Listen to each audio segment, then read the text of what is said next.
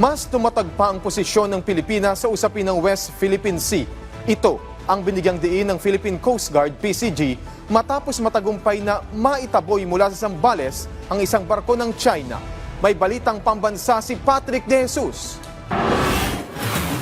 Nagawang maitaboy pa ng mas malayo ng 90 to 100 nautical miles mula sa coastline ng Zambales Province ang barko ng China Coast Guard na CCG 3103. Dahil na rin ito sa mas mahigpit na pagbabantay ng 44-meter vessel ng PCG na BRP Cabra, kahit pa mas maliit ito sa mga barko ng China na illegal pa rin ang pananatili sa exclusive economic zone ng Pilipinas.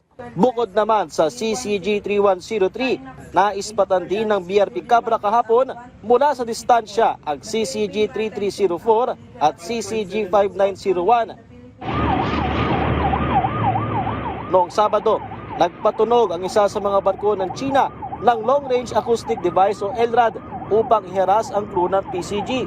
Sabi ng PCG, masakit at makapaminsala sa pagdinig ang LRAD dahil sa mataas na decibel levels. Ayon kay PCG spokesperson for the West Philippine Sea, Commodore J. Tariela, lalo pang naging matatag ang posisyon ng Pilipinas sa usapin sa West Philippine Sea.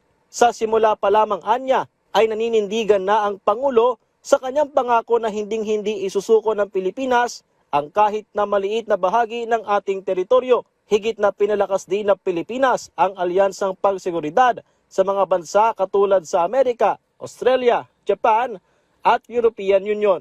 Mula sa People's Television Network, Patrick De Jesus para sa Balitang Pambansa.